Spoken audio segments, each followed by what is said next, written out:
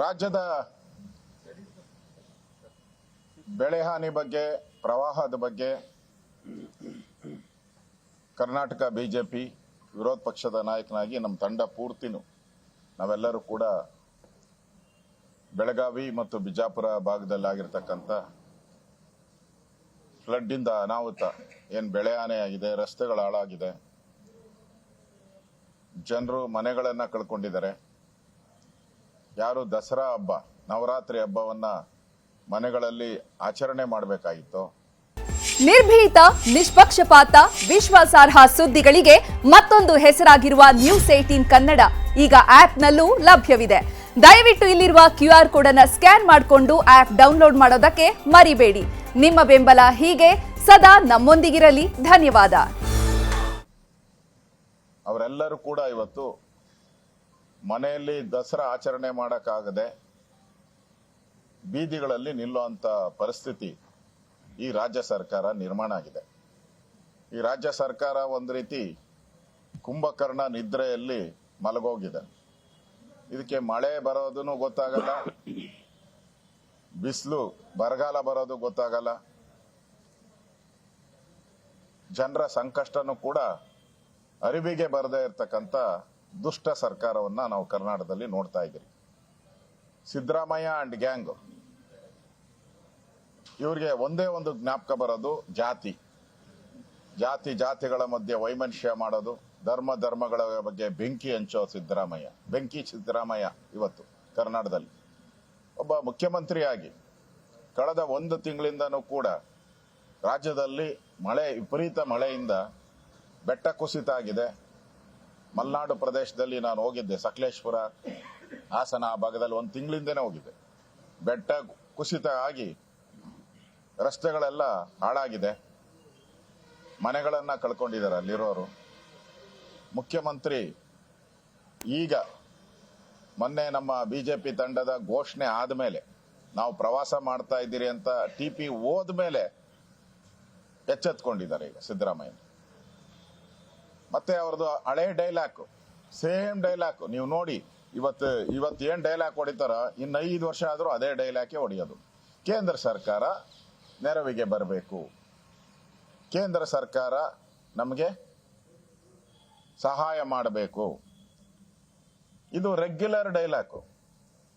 ನಾನು ಸಿದ್ದರಾಮಯ್ಯನವ್ರು ಕೇಳ್ತಾ ಇದ್ದೀನಿ, ನೀವು ಮೊದಲನೇ ಬಾರಿ ಮುಖ್ಯಮಂತ್ರಿ ಆಗಿದ್ದೀರಾ, ಕಳೆದ 20 ವರ್ಷದಿಂದ ಮಂತ್ರಿಯಾಗಿ ಕೆಲಸ ಮಾಡಿದ್ದೀರಾ.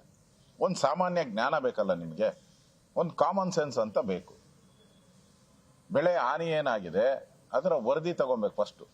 ಕಳೆದ 1 ತಿಂಗಳಿಂದ ಆಗ್ತಾ ಇದೆ ವರದಿ ತಗೊಂಡು ಯಾವ್ಯಾವ ಜಿಲ್ಲೆ, ಯಾವ್ಯಾವ ತಾಲೂಕು, ಯಾವ ಬೆಳೆ ಹಾನಿಗೆ ಎಷ್ಟು ರಸ್ತೆ ಹಾಳಾಗಿದೆ, ಎಷ್ಟು ಹಾಸ್ಪಿಟ್ಲ್ಗಳು ಮುಳುಗೋಗಿದೆ, ಎಷ್ಟು ಅಂಗನವಾಡಿ ಕೇಂದ್ರ ಹಾಳಾಗಿದೆ, ಶಾಲೆಗಳು ಹಾಳಾಗಿದೆ, ಇದ್ರ ಬಗ್ಗೆ ನಿಮ್ಮ ಹತ್ರ ಮಾಹಿತಿ ಏನಿದೆ? ಇದೆಲ್ಲ ತಗೊಂಡು ಮುಖ್ಯಮಂತ್ರಿಗಳು ಕೃಷಿ ಸಚಿವರನ್ನ ಭೇಟಿ ಮಾಡಬೇಕು ಮೊದಲು, ಅದಾದ್ಮೇಲೆ ಗೃಹ ಸಚಿವರನ್ನ ಭೇಟಿ ಮಾಡಿ ನೀವು ಕೂಡಲೇ ಕರ್ನಾಟಕದಲ್ಲಿ ದೊಡ್ಡ ಅನಾಹುತ ಆಗಿದೆ, ಕೂಡಲೇ ಅಲ್ಲಿಗೆ ತಂಡವನ್ನ ಕಳಿಸ್ಕೊಡಿ, ಸಮೀಕ್ಷೆ ಮಾಡಿ ನಮಗೆ ನ್ಯಾಯ ಕೊಡಿ ಅನ್ನೋ ಮಾತು ಹೇಳ್ಬೇಕಾಯ್ತು. ಇದುವರೆಗೂ ಹೇಳಿದಾರ? ಕುಂಭಕರ್ಣ ನಿದ್ದೆಯಲ್ಲಿದ್ದಾರೆ. ಯಾವ್ದಾದ್ರೂ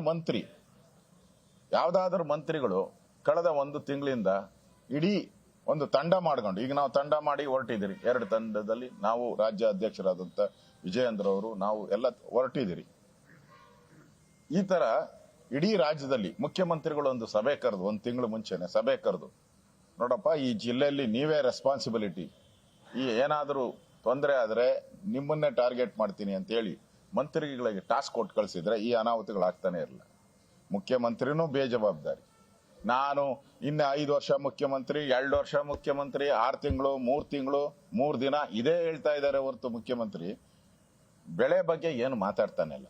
ಎಷ್ಟು ವರದಿ ಬಂದಿದೆ, ಎಷ್ಟು ಬೆಳೆ ಹಾನಿ ಆಗಿದೆ, 10,000 ಹೆಕ್ಟೇರ್ ಅಂತ ಮುಖ್ಯಮಂತ್ರಿಗೆ ಹೇಳ್ತಾ ಇದ್ದಾರೆ.